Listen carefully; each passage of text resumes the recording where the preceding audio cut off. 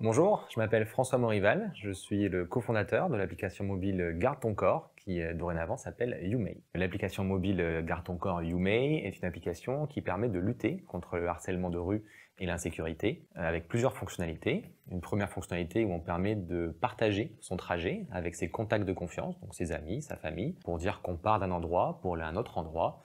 Et tout au long du trajet, finalement, nos amis peuvent veiller sur nous via l'application mobile et s'assurer qu'on arrive à bon port. Si on a un problème, on permet finalement à nos utilisateurs et utilisatrices de se réfugier dans ce qu'on appelle des safe places. Une safe place, c'est un commerce partenaire qui accepte de jouer le rôle de sas d'accueil bienveillant pour vous mettre en sécurité si vous rencontrez un problème lors de votre parcours. Par exemple, une jeune femme qui est suivie dans la rue, qui se sent harcelée, agressée, peut se réfugier dans la safe place la plus proche où elle sera accueillie et mise en sécurité. Ça permet d'éviter bien des situations difficiles. On permet également à nos utilisateurs et utilisatrices de signaler dans l'application les endroits où elles se font harceler, agresser, où elles se sentent en insécurité. Ces informations, elles permettent d'une part d'informer les autres utilisateurs que dans cette rue, il se passe quelque chose, et elles sont aussi partagées ensuite de manière anonyme avec les collectivités pour leur permettre d'agir sur le terrain et de corriger éventuellement des rues qui seraient trop sombres où il se passerait trop souvent des incidents. Et on a enfin une dernière fonctionnalité où on permet à nos utilisatrices principalement de retrouver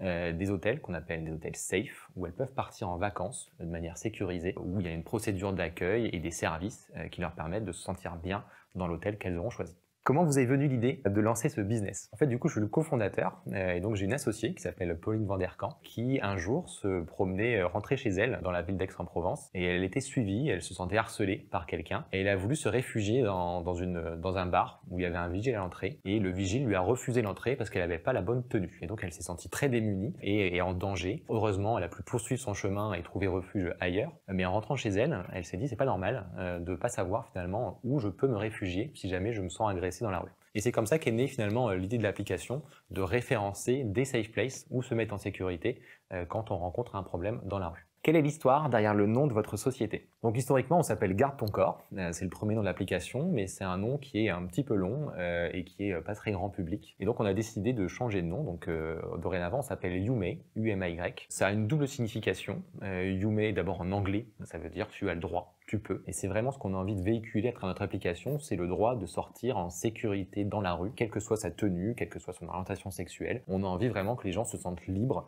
de sortir en toute sécurité et de pouvoir se réfugier si besoin dans des commerces bienveillants. Ça a un deuxième sens, qui est aussi Yume, le nom d'une déesse turque, qui permet également de protéger les enfants et de donner la force d'avancer dans la vie. Et là aussi, c'est un joli sens pour notre application. La force d'avancer dans la vie, c'est la force finalement de poursuivre sa vie comme on le veut, en toute sécurité.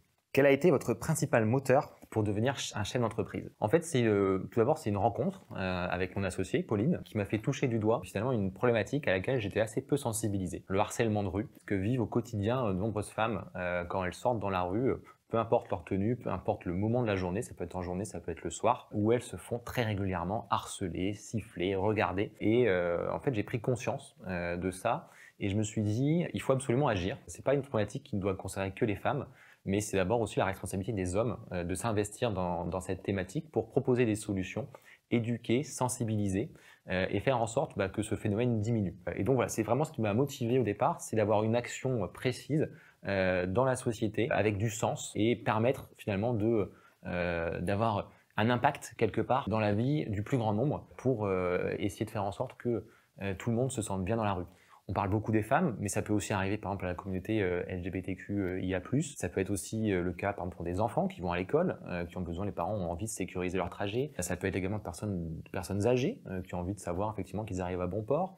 Et puis on voit aussi qu'on a par exemple des personnes qui font du footing aujourd'hui qui peuvent se servir de l'application pour être sûr aussi que elles arrivent en toute sécurité au bout de leur trajet. Et donc on s'est rendu compte finalement qu'en traitant un sujet, on allait élargir beaucoup les cas d'usage et faire en sorte que de sécuriser les villes et même les campagnes, ça permettait à un plus grand nombre de se sentir bien et de vivre normalement. Et donc voilà, c'est une assez grande fierté de savoir que par l'application, il y a plusieurs femmes qui ont été sauvées, qui ont été mises en sécurité, et de savoir aussi que de nombreuses personnes finalement aujourd'hui sont un peu plus en sécurité que ce que l'était avant grâce à l'application. On a bien conscience que c'est pas parfait, c'est pas une fin en soi. Et on préférerait que tout ça soit pas forcément utile de le faire, mais au final, on voit que ça sert et qu'on rend service à beaucoup de gens.